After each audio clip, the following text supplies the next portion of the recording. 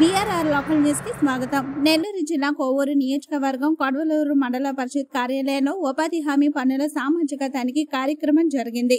ఈ కార్యక్రమంలో ఉపాధి హామీ జిల్లా అధికారులు పాల్గొని కొడవలూరు మండలంలో జరిగిన ఉపాధి హామీ పనులపై ఆడిట్ నిర్వహించారు.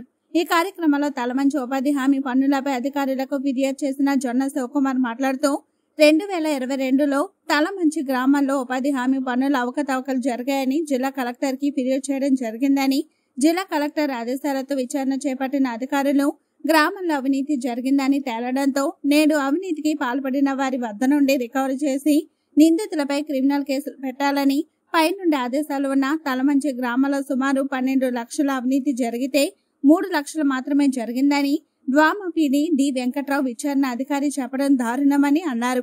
పై అధికారులు విచారించి మాకు ప్రభుత్వానికి న్యాయం జరిగేలా చర్యలు చేపట్టాలని అన్నారు.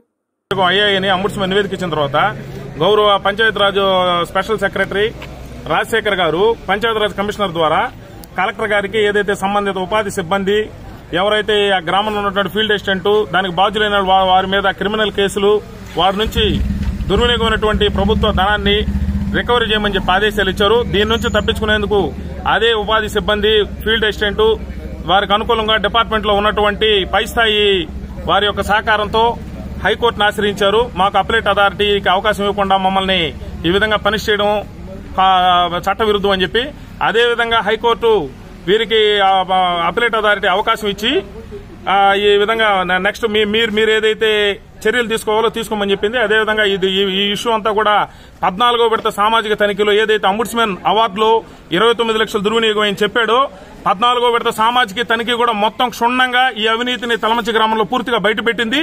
ఈ క్రమంలో అప్లెట్ అథారిటీలో విచారణ జరుగుతున్నటువంటి సమయంలో ఈ 15వ విడత సామాజిక తనిఖీ పూర్తిగా దీన్ని అణగదొక్కాలని చెప్పేసి ఈ ఉపాధి ఎవరైతే జిల్లా ఉన్నతాధికారులు ఎవరైతే ఉన్నారో వారు ఇక్కడ ఉన్నటువంటి సోషల్ ఆడిట్ ఎస్ఆర్పీ గారినైతే డిఆర్పీ గారినైతేనేవి ఇక్కడ ఉన్నటువంటి మిగతా సిబ్బందినైతేనేటి ఈ రోజు గ్రామంలో ఇక్కడికి వచ్చి ఈ సర్పంచి గ్రామ ప్రజలందరూ కూడా ఈ డిఆర్పీ గారు రాసినటువంటి వాస్తవాలని అవాస్తవాలని చెప్పి కప్పిపుచ్చి ఎవరు కూడా వేజ్ సేకర్స్ గ్రామ స్థాయిలో గ్రామ సభకు అటెండ్ కాలేదు, మండల స్థాయిలో ఇక్కడ జరిగినటువంటి మండల సామాజిక తనిఖీకి అటెండ్ కాకపోయినా వాళ్ళు ఏకపక్షంగా కొండని తవ్వి ఎలికిని పట్టినట్టు ఈ రోజు పీడీ గారు 12 లక్షల రూపాయలు నిధులు దుర్వినియోగం అయితే కేవలం 3 లక్షల రూపాయలు మాత్రమే రికవరీ పెట్టారు. నామమాత్రంగా చేతులు దులుపుకోవడం చాలా దారుణం. ఈ విషయాన్ని గౌరవ ప్రిన్సిపల్ సెక్రటరీ బి రాజశేఖర్ గారి దృష్టికి తీసుకోబోతాం. ఇది ఎంత దూరం కూడా ఈ జిల్లాలో భారీ ఎత్తున అవినీతి జరుగుతుంది. ఈ రోజు మొక్కల కొనుగోలులో 6 అడుగుల మొక్కలు కొనుగోలు చేయాల్సి ఉంటే ఎక్కడ కూడా ఒక్క మొక్క బతికిన దాఖలా లేదు. దీన్ని పూర్తి స్థాయిలో రాష్ట్ర ప్రభుత్వం దృష్టికి తీసుకోబోయి ఎవరైతే ఈ నిధుల దుర్వినియోగానికి బాధ్యులై ఉన్నారో వారి మీద కఠిన చర్యలు తీసుకోవాల్సిందిగా గౌరవ ప్రిన్సిపల్ సెక్రటరీ గారిని కోరుతా ఉన్నాం. కొడవలూరు మండలానికి సంబంధించి 2022-23 ఆర్థిక సంవత్సరానికి సంబంధించి ఆడిట్ జరుగుతూ ఉంది. దీంట్లో ప్రధానంగా మనకి గత ఆడిట్ లో కూడా కొన్ని ఇష్యూస్ తలమంచి గ్రామంలో రావడం జరిగింది. అప్పుడు అంబుడ్స్మన్ గారిని ఎంక్వైరీ చేయడం, వారు కొంత రిపోర్ట్ ఇవ్వడం జరిగింది. దాని మీద అప్పుడు ఉన్నటువంటి వారి మీద చర్యలు తీసుకోవడం జరిగింది. మళ్ళీ వాళ్ళు కొంత కోర్టుకు వెళ్లి కొద్దిగా ఆగింది. తర్వాత అప్పిలేట్ అథారిటీకి వాళ్ళు అప్లై చేసుకోవడం అది అండర్ ప్రాసెస్ లో ఉంది. మళ్ళీ ఈ సంవత్సరం అప్పుడు జరిగినటువంటి ఆడిట్ లో సంబంధించిన వర్కులు కొన్ని ఈ సంవత్సరం రావడం జరిగింది. ఇప్పుడు దీంట్లో మొత్తం ఈ ఆడిట్కి వచ్చింది మొత్తం మనకి 12,08,952 రూపాయలు విలువ చేసే పనులు ఈ యొక్క ఆడిట్కి రావడం జరిగింది తలమంచి గ్రామానికి. దీంట్లో మనకి ఇప్పటి వరకు మనం ఈ ఆడిట్ లో నిర్ధారణ చేసింది ఏంటంటే ప్రధానంగా కాలువలు ఒక 3 కాలువలు డీవియేషన్ రావడం జరిగింది. అదేవిధంగా కొంతమంది ఆ 3 కాలువల్లో కూడా ఎంతైతే పని జరిగిందో అంత కూడా డీవియేషన్ ఒక దగ్గర పనిచేయాల్సింది ఒక దగ్గర పనిచేసినట్టు గుర్తించడం ఆడిట్ టీము దాన్ని రికవరీ రాయటం జరిగింది. అదేవిధంగా మనకి మిగిలిన విషయాలు ఏంటంటే మస్టర్స్ కొన్ని మనం ఏదైతే జాబ్ కార్డులు కొన్ని స్ప్లిట్టింగ్ చేయడం జరిగింది.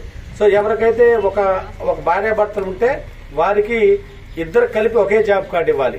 సో అలాంటిది ఒక 10 జాబ్ కార్డు దాకా స్ప్లిట్టింగ్ చేయడం జరిగింది. వాటికి సంబంధించి రికవరీ కూడా ప్రపోజ్ చేయడం జరిగింది. ఎవరైతే ఇద్దరులో ఒకరికి చేసుకునే అవకాశం ఉంది కాబట్టి రెండో వాళ్ళకి రికవరీ చేయడం జరిగింది. అదేవిధంగా మిగిలిన కొంతమంది వేతనదారులు సంతకాలు టాలీ కాలేదు. అట్లా కొంతమంది బయట ఊర్లో ఉంటున్నారు, వాళ్ళు అందుబాటులోకి రాలేదు. సో గతంలో కూడా వచ్చి ఆడిట్ లో అబ్జెక్షన్ తెలియజేసి అదే వ్యక్తులు ఇప్పుడు కూడా ఆడిట్ అబ్జెక్షన్ వచ్చినప్పుడు వాళ్ళు వచ్చి మేము పనిచేసామని కనీసం ఆ సంతకాలు టాలీ చేసి వాళ్ళు పనిచేసామని స్టేట్మెంట్స్ ఇస్తే కొంతవరకు ఉండేది. కాబట్టి వాటిని కూడా మేము అంతా కూడా రికవరీ రాయటం జరిగింది. ఈ విధంగా మనం మొత్తం జరిగినటువంటి 12,08,952 రూపాయలు ఈ ఆడిట్కి వస్తే దాంట్లో 3,59,353 రూపాయలని రికవరీగా తేల్చడం జరిగింది. Thank you. అవినీతి చేసిన వాళ్ళ అధికారులను కూడా ట్రాన్స్ఫర్ చేశారని తెలిసింది ఒకే దగ్గరికి.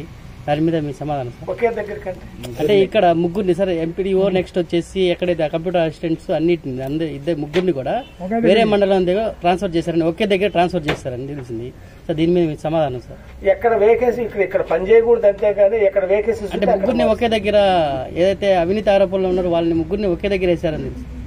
అది అంటే నేనైతే ప్రొసీజర్ ల్యాప్సెస్ ఇది దాని మీద యాక్షన్ అంటే వేరే దగ్గరికి ఒక దగ్గరికి వేయకూడదు అనేటువంటిది ఏం లేదు కదా మనకి. అంటే అవినీతి చేసిన వాళ్ళు మీరు కాపాడుతున్నారని ఒక ఆరోపణలు కూడా ఉన్నాయి సార్. ఓకే, ఇప్పుడు రకరకాలుగా ఉంటాయి, దానికి ఏం నేనేమి అది కాదు. ఇప్పుడు ఒకటి ఇప్పుడు అవినీతి అధికారులు ఎవరిని కాపాడాల్సిన అవసరం లేదు. 3,59,353 రూపాయలు రికవరీ రాయటం జరిగింది. సో ఇప్పుడు మనం అవినీతి చేసే వాళ్ళని ఎట్లయితే మనం యాక్షన్ తీసుకోకుండా ఉండకూడదో, ఎవరు కూడా తప్పు చేయనటువంటి వాళ్ళని కూడా మనం యాక్షన్ తీసుకోకూడదు. సో అంతే తప్పితే మనం అవినీతి అధికారులు ఎవరిని కూడా కాపాడేది లేదు, కాపాడాల్సిన అవసరం లేదు. ఖచ్చితంగా యాక్షన్ తీసుకుంటాం. అది వర్క్ జరగకుండా కూడా కొంత దగ్గర డబ్బులు డ్రా చేశారని చెప్పేసి వచ్చినాయి సార్. ఎక్కడ అంటే కొంత దగ్గర ఇప్పుడు మన మండలంలో చాలా దగ్గరలో ఉంది సార్. మనకి వర్క్ జరగకుండా జరుగుతుంది. అది ఆటోమేటిక్ ఆడిట్ లో ప్రతి ఆడిట్ బృందం ప్రతి ఇంటింటికి ప్రతి వేస్ట్ సేకరణ కలుస్తారు, ప్రతి వర్క్ ను కూడా చూస్తారు. సో అది బయట పడకుండా ఉండే క్వశ్చనే లేదు. అంటే మన జిల్లా మొత్తంలో కూడా ఉపాధి హామీ పథకంలో అవినీతి జరిగిందని చెప్పేసి దాదాపుగా 5 సంవత్సరాల నుంచి వస్తానే ఉంది సార్.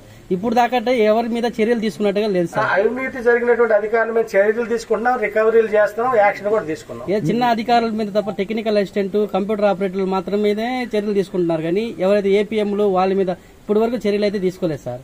అంటే వాళ్ళ రోల్ ఉందని తెలిస్తే చర్యలు తీసుకోవడం జరుగుతుంది. ఎవరైనా సరే కింద లెవెల్లో ఇంప్లిమెంటేషన్ ఏజెన్సీ మెయిన్ ఇక్కడ మండల స్థాయిలో ఉంటుంది కాబట్టి వాళ్ళు డైరెక్ట్ ఇన్వాల్వ్మెంట్ కాబట్టి వాళ్ళ మీద తీసుకోవడం జరుగుతుంది. ఎవరైనా పైన వాళ్ళు కూడా వాళ్ళు ఇంటెన్షనల్ గా ఎవరైనా ఇన్వాల్వ్ అయినట్టు ఎవరైనా కంప్లైంట్ చేసి మా ఎంక్వైరీలో తేలితే ఖచ్చితంగా వాళ్ళ మీద కూడా తీసుకోవడం జరుగుతుంది. సార్ దొత్తలూరులో మీరు ఏపీడీఓగా పనిచేసేటప్పుడు అక్కడ కూడా కొన్ని చాలా కోట్ల రూపాయల అవినీతి జరిగినట్లుగా ఆరోపణలు ఉన్నాయి సార్ మీ పర్యవేక్షణలో. సో దాని మీద మీరు ఎలాంటి చర్యలు తీసుకున్నారు? సో దొత్తలూరుకు సంబంధించి నేను కావాలి ఏపీడీని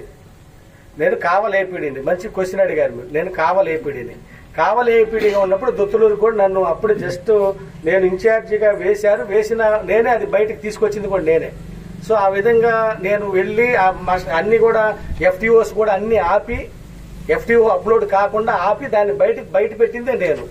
సో కావలిలో నేను 4.5 సంవత్సరాలు ఏపీడీగా పనిచేస్తే కావలి మండలంలో ఉన్నటువంటి మొత్తం అన్ని మండలాల్లో కూడా క్లస్టర్లో ఉన్న అన్ని మండలాల్లో కూడా ఆడిట్ గానీ రికవరీస్ గానీ ఎంత క్లీన్ గా ఉండేదో మీరు ఒకసారి ఎంక్వైరీ చేసుకుంటే మీకు కూడా అర్థమవుతుంది.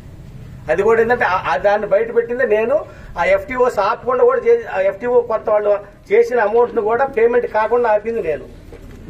రికవరీ అయింది సార్. అది కొంత రికవరీ అంటే మనం ఎఫ్టీఓ స్టేజ్ లోనే ఆపాను. అంటే మీరు అన్నారు కదా మీరు ఏపీడీగా నేను కొద్ది రోజులు నేను 4.5 సంవత్సరాలు ఇక్కడ జస్ట్ ఇన్ఛార్జి పోవడంతో అది బయటపడింది. నేను ఎఫ్టీఓలు కూడా పేమెంట్ కాకుండా ఆపడం జరిగింది.